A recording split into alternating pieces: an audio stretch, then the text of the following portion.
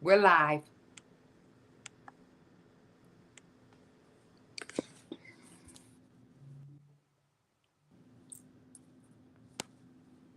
Good evening, Learning Journey. Welcome, Lee. Good evening, everybody. We'd like to welcome you to the Learning Journey. You know what? This is our bi-weekly session, and we do have someone special with us this evening. So as we're getting started, we just want to welcome you. We're here to motivate, educate, support, make you aware of everything that we're going through and that you may be going through. We're here to support you on that learning journey. We're a part of the healing journey, counseling and consulting. And we know that when you're going through some mental health challenges with everything, and especially in times like these. So we just thank you for being a part of our group. Today, we also ask that you will uh, you will give a special attention. Welcome, Lee. Lee, are you on with us this evening? And Jab? Well, I guess I'm going to be by myself right now until everybody gets on board this evening. We just thank you so much for being with us. It's been a week when we look at so many things that are going on. And John Brown, he's going to be with us today. And John Brown has been so faithful in passing things on. And Lee, good evening. Welcome. Good evening, Lynn. How are you today? I'm doing just fine. We're glad that you could finally get on to the broadcast this evening. And I just welcomed everybody on and Oh, told them about our mission to motivate, educate, support, and have an awareness of what you're going through, what options are out there, what support is out there. And Lee, would you like to welcome everybody? I just welcome everyone that's able to join us this evening on our Facebook Live and YouTube on this, what we celebrate our President's Day.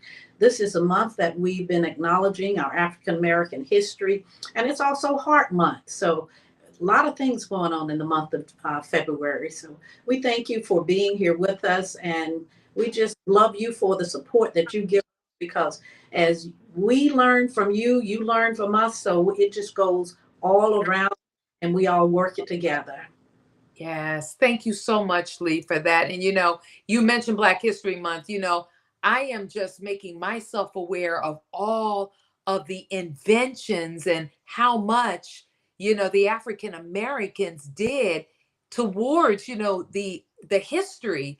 And it's amazing. I did not know that vanilla was created by a Black man. It's just so much. So if you all get a chance and a way to divert your energy into something positive, take a look into the Black history and see how many inventions and see how many things that were created by Black people. It's just amazing out there. But anyway, we're going to get right into our broadcast this evening, and hopefully John will be able to be with us this evening as we talk about pass it on. So if we talk about pass it on, I first want to start, we're embracing uncertainty and your mental health. There's so much uncertainty going on with what you're going through. You don't know what's going to happen tomorrow, and you're looking at it as, I don't know how to deal with this. So it's the fear of the unknown. So think about the fear of the unknown in your mental health. It's a universal experience. It really is. When you think about the anxieties and the stress, and you know what? That affects everybody from all walks of life. It's a natural response to uncertainty and change, often manifesting, as we said, anxiety, stress, or hesitation. Okay, so look at what you're going through. Lee, do you remember those days when you were faced with uncertainty? You had fear of the unknown. You didn't know what tomorrow was going to bring, not another thing, another financial stressor, or another crying day when you just can't handle things. You don't know what today will bring. Do you remember those times? And I can't forget those days. uh, as much as I would like to and stuff. And we know that our past is our past, but some things in our past we can't forget. And sometimes we have to reach back in order to not relive them, but uh, keep them in your mind so that you can push forward with them based on what you learned from them. But yes, it was like a second job because you still had to function as far as your everyday, um, everything that you do during the course of a day. You still had to do all of that. And then you had the second job of caring for your loved one, my son, being there for him, because knowing that he was in a place where he wasn't familiar. And as a parent, you know that you feel that you are responsible for them and stuff, and you want to be there for them. We hear so much about incarcerated and what they go through, and so we want to be there for them because we don't want it to be any more than it has to be and stuff. And I remember hearing a lot of different stories and things, and some of those things were true. Some of them were very well not so much true. I went on yesterday to visit my nephew, and so he just thanked us for the visit because he said on the weekend we're in our rooms the whole day or so.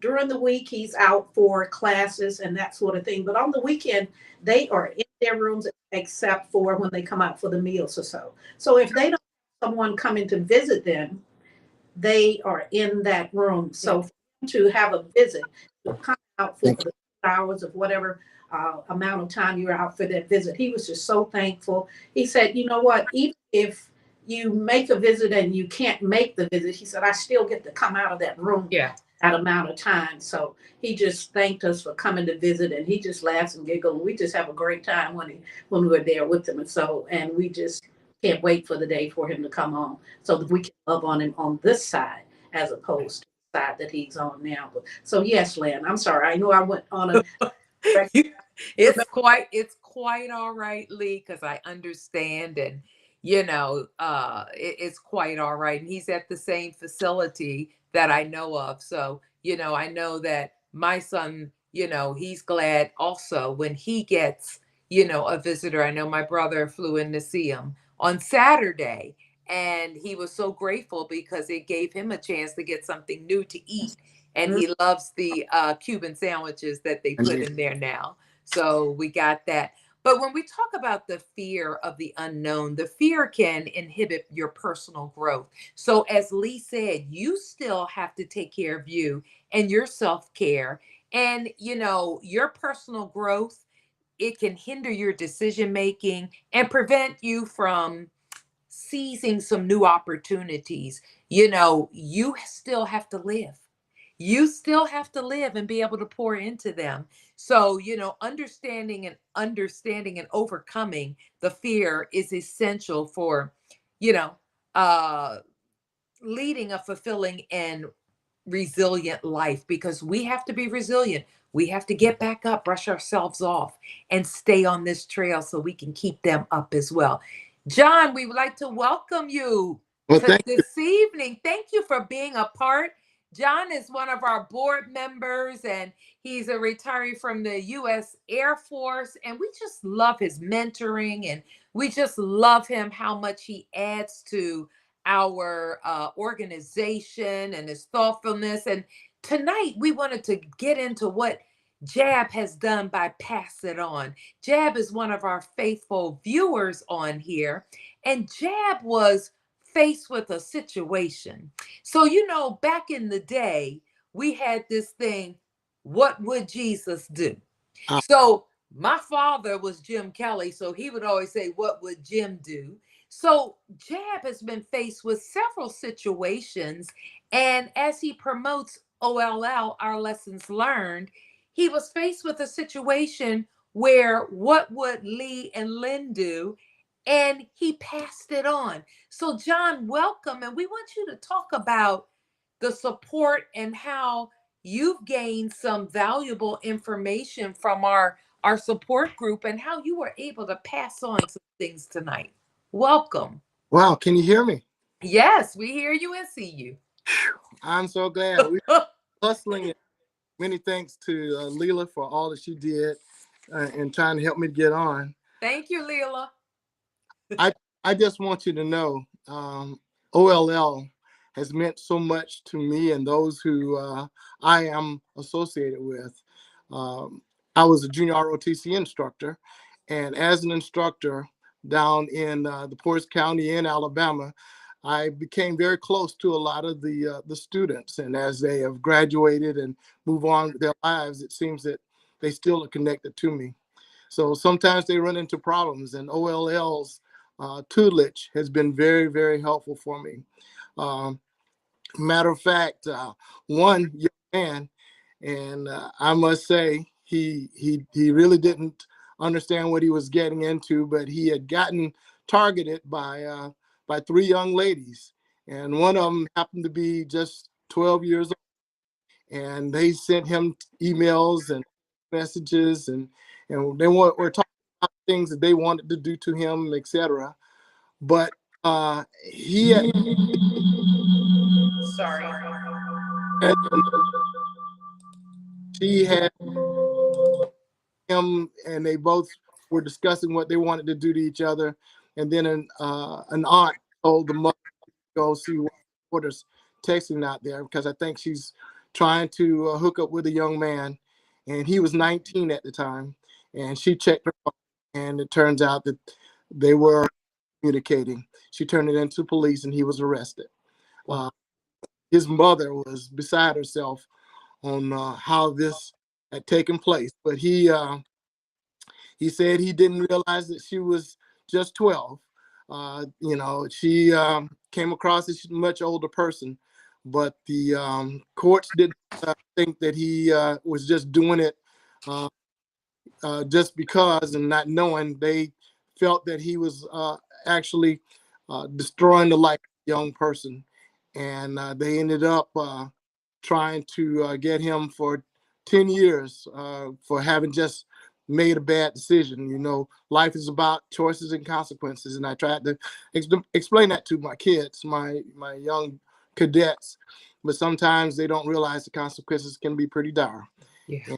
And talking to his mother, I talked to her, and she was able to go get an attorney, and I explained to her how OLL, is one of those organizations that is there, kind of like the Equalizer. Queen Latifah does a show called The Equalizer. Mm-hmm. Mm-hmm. OLL Equalizer, and if you call the OLL number, you can find answers to a lot of questions that you have, particularly when these things first start up. So we were able to discuss with them about how to approach it. I actually got involved with going to the court and talking to the judge, etc. And as it turns out that he may only get a year, but he learned a lot about how to communicate and who he's communicating with, and the things that he was doing was just bad decisions. He had choices, and he chose badly, and as a result, he is incarcerated right now, and hopefully he'll get out in a year, but also hopefully he's learned something from it. So my OLL experience has allowed me to be able to maneuver that situation where it was actually more positive than it could have been negative. So thank you for letting me share that.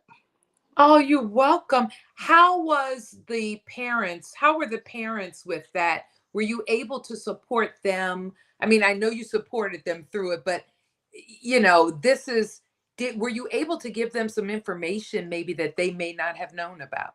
Well, I told them about our website, of course, and how we approach things, and the fact that we are there for the caregiver. We're there for everybody. The things that we were able to talk about that they didn't know about was the fact that you could get the bail bondsman notion was not one that we could even address at that time, because it had been several years that he'd been waiting sentencing to come to trial. But the idea of support, the ability to go ahead and talk to attorneys, we were able to help them with that, and I let them know that that's part of our process. Excellent, excellent. Thank you so much. And we're so glad that, that you could pass it on. And that's what it's all about. When we learn a technique or we learn something, pass it on. Help the next person. And I think it's so important to do that, because when you keep it to yourself, what happens? You're not helping anybody.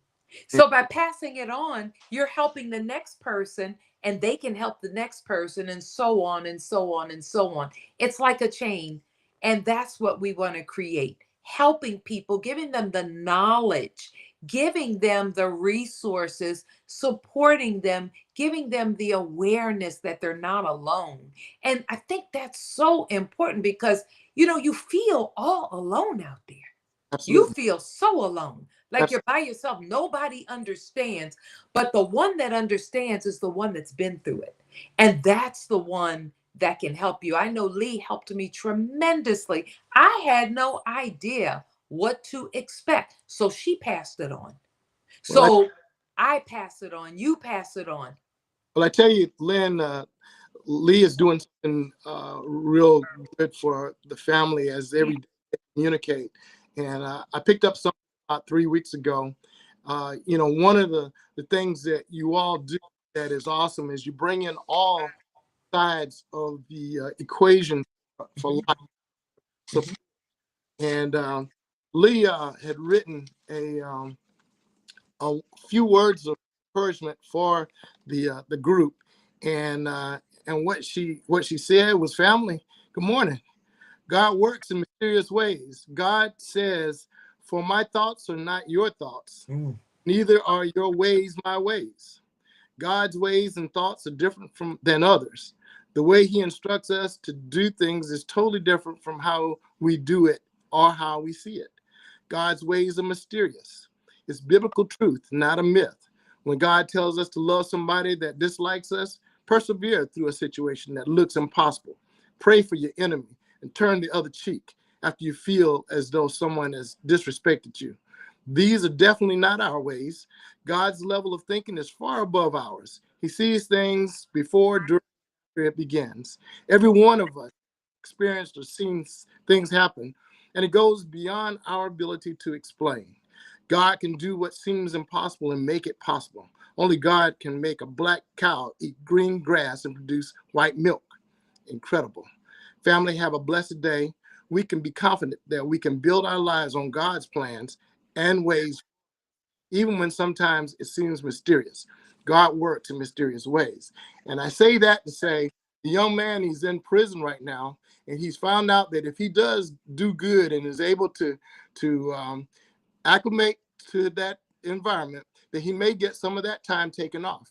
Right now, he is helping the guy who's doing uh, prayer sessions in the prison behind the walls. He's helping them, and he's learning more and more about God and how God can get him through this. And I must say, this is something he and I talked about a long time. Once again, uh, as we discuss OLL, you have brought in pastors, you brought in friends of mine, chaplains, OJ, mhm. Dr. White. You brought in opportunities to pray, opportunities to say things. All that is a part of that process. And OLL is one of those instruments to making sure that God is there and He makes it work. And I want to thank y'all for that. That is awesome. I love, Lee, what you wrote. And that is so, it just represents you because you're selfless and you're so caring. And I always go to you and I'm like, okay, Lee, weigh the scales here because we need you, Lee. What do you think? And Lee is so fair and equitable, even though she's been through so much. She's always caring and giving to the next person. And that's who Lee is. I haven't been privy to that other side that we always say that everybody has, okay? But Lee will put you in check, and I love that. Yes, And you when she does, she'll mention your whole name. She'll say Lynn Kelly, and she'll say certain things, but that's who Lee is, and that's why I love partnering with her in OLL, because she will always look at the other side that I may not look at that time. Because if you know me, Lee, you could say I'm impulsive. I want that quick, fix on things and not weigh. But Lee is always evaluating and looking at things with a fine tooth comb. And that's one thing I have to say about her. in this business, I'm like, okay, Lee, look at this. And if Lee hasn't done it in a day or so, I'm like, okay, Lee, I don't have all night. And she's like, Lynn Kelly, hold this. And she'll find things that I had not taken my fine tooth comb to see. So I love her and appreciate her for that. So, yes, that's beautiful. That's what makes y'all work. Y'all complement each other. Yeah. And that, it made me understand what OLL is about. You're both mothers who've gone through trying times, and you've come together and you're spreading amongst others. It reminds me of the fact that our lessons learned, we believe in turning adversities into strengths. Yes. Dedicated Christ intervention nonprofit. Uh, we specialize in providing compassionate support and innovative solutions for individuals facing mental health challenges, etc. Your journey to healing and understanding starts here. And I don't Yes. think the problem is, OLL is going to find some answer for you, and it's because of the way in which y'all approach it. Y'all are such a team, and hopefully, understand this is real. This is what, Yes. and Lee, this is real. This is so many times we look at things like this, opportunities like this, and we go, "Oh, they just on there. They're not talking to me." And many times we don't want to face it until we find out situations where we don't know what to do. But if you, Exactly. this is all about, it'll make your whole life a lot better. Exactly. And that's what it's all about. It is gathering information and knowledge about the unknown. It can reduce your fear, it can help you. We research it for you, and all you have to do is reach out. We have some information for you. Now, again, John, every state is different with their laws. So, right now, we're based in Florida. And Lee is already opening it up for us to come into South Carolina once we get established there. She's setting it up there. So, it's so much that's involved in branching out, doing things differently. South Carolina and Florida are not the same in terms of how they operate and do things, their prison systems, their jail systems. Their laws are so different. So, yes, we are trying to acclimate to different things, just like you're acclimating to maybe your loved one being in jail, waiting for a hearing. There's so many things. So, in these times of uncertainty, it's anxiety, it's stress, there's self doubt. You're doubting yourself so much. So, John, when you were able to help that person and that family that you helped, I'm sure that that mother was going through some self doubt about her abilities or, potentials when confronted with certain things and challenges. It's a lot. So, God puts us through certain things that, we have to just step up to the plate, and He's going to see us through. So, we can look at Proverbs 3:5. We don't understand why. But it says, in all thy name, it says, trust in the Lord with all thy heart and lean not to your own understanding, but in all thy ways acknowledge him, and he will direct your path. And I think he has directed our path, Lee and Lynn, and he has done this. And so we just thank God for you. We thank God for your contributions. And as we continue to grow, if there's a way that we can help others, if there's some information out there, other groups, there are also transition homes that, when your loved one gets out, sometimes they can't go back to the same area. They cannot go back to the same friends. Their family has turned a deaf ear to them and a blind eye. They need a place to go. So there are transition homes out there, and there's all kind of things that can get them back into a community.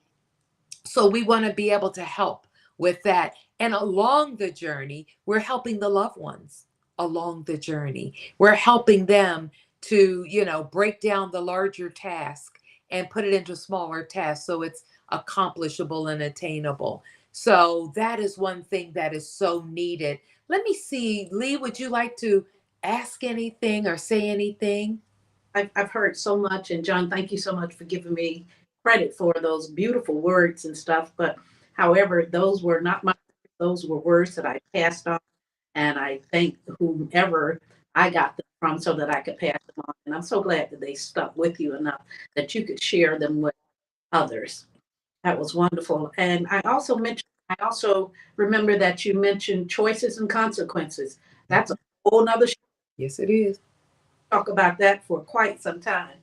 And I just wanted to kind of ask, because I know we do, like as Lynn said, from different states, the laws and the policy different. So to learn so much from different stuff so that we can be effective in what to tell you.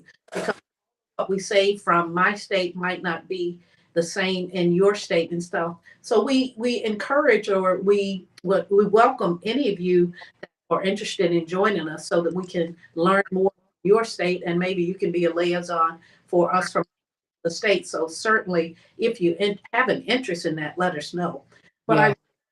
um, asked Jab in the situation that he um, helped the young man with, or so. I know we've talked a lot about restorative justice or so.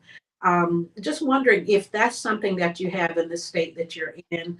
Were you able to bring some of that to the table or put that in this particular situation, if it's available in your state, or if you have that there, if you could just let us know a little bit about that.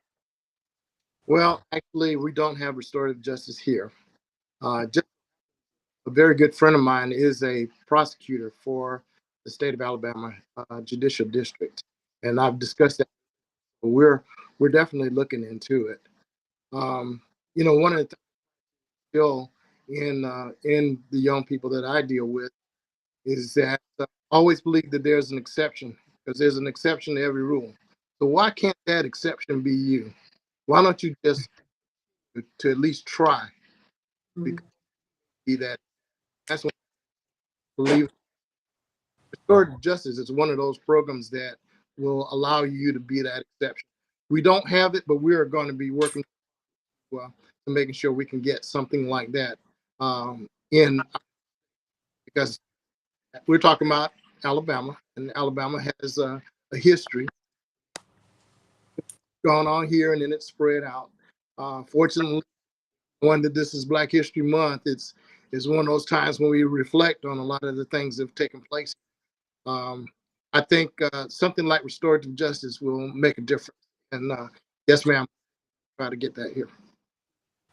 Yeah, I think that's a great idea, to we push that, anything that we can get away from incarceration is a good thing. I just want to tell you one of the comments, Tom Daniels, he wanted to say good evening. And also Debbie Darby, she said, God allows things to happen to teach the individuals several lessons to improve their life.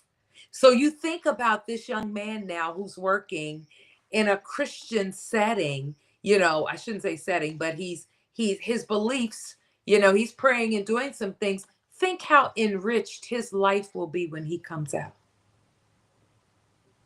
So these are the things that are important. God has his way of doing so many things, and that's what's important. So, that was one of the things that she said, and yes. And we want to keep Cynthia. She's the one from gun violence. I want to keep her lifted up tonight in prayer. Her family is going through, and she's been on one of our shows, and she's usually one of the supporters. So she is going through a lot. The death angel has visited her house, and her son is in prison, and she's going through a lot. So just keep Cynthia in prayer, in your prayers, as you lift her up. But, we just want to thank you all for being with us. John, thank you for passing it on. And that is going to be our phrase. We're going to pass it on. Whatever we have on here, pass it on. Help someone else. Nobody left behind. And I thank you for sharing that with us. Lee, do you have any closing remarks? And John, do you have any closing remarks? Oh, John. I just want to continue to lift up the importance of OLL and hope. You're going in and out, John. Okay. Yeah, now we can hear you. Okay. I think it's important that people really understand the importance of this organization. Yes. We are there for people who find themselves in a situation that they can't control and it's new and they need to turn to someone. Well, OLL is the organization that'll be there for you. You just have to give it a chance. And the more you learn about it before you need it, the better it'll be for when you do need it. I think that many times we're really to listen to advice is not always good. So it's important that particularly our young people understand that in those choices, listen to good advice. And then if something happens where the consequences are dire, you can always turn to OLL to try to help make things better. Exactly. Thank you. And Tom Daniel said, thank you for mentoring and reaching out to assist this young man. Tom Daniel said, that's powerful. Thank you, Tom. Yeah, that's powerful. So thank you so much. Lee, any closing remarks? Lynn, I know yourself and Lee and Lynn, we both thank you, Jack, for being a part of our lessons learned. Thank you for accepting the challenge. And we hope that you've been on with us has been wow. I believe that it has because you give so much to our organization. We're just very thankful for you or so. And as we strive to thrive for 2025, we're going all give up. It's such a needed ministry. I'm going to say nonprofit out there because there's so much out, and I don't see it getting easier. Um, there's a very, very strong road out, the big road that we go with the show. So we're not going to with that or so, and we're just so glad that although the doesn't appear what you want it to be and stuff, we do know that you have to get the lesson from it. There's a lesson in all of it. So, and it's therefore a reason to get. And so, thank you so much, John, for being with us this. We thank you for accepting that challenge of being with us because you are very valuable to our organization, I believe. Yeah. My pleasure. Thank you. Thank you so much. And Lee, thank you. And Lee, we talked about transitional homes. I think we need to, work more on that because, we're talking about when they're in supporting, but how about when they get out? How can we support the loved ones by giving them knowledge of what's available? So maybe we'll get more into that. But anyway, we thank you all for joining us tonight on the healing journey, learning journey. We're on this journey together to learn and support and pass it on. So until we see you again, be safe and please, in these times, stay prayed up. Thank you all. Good night. Nice.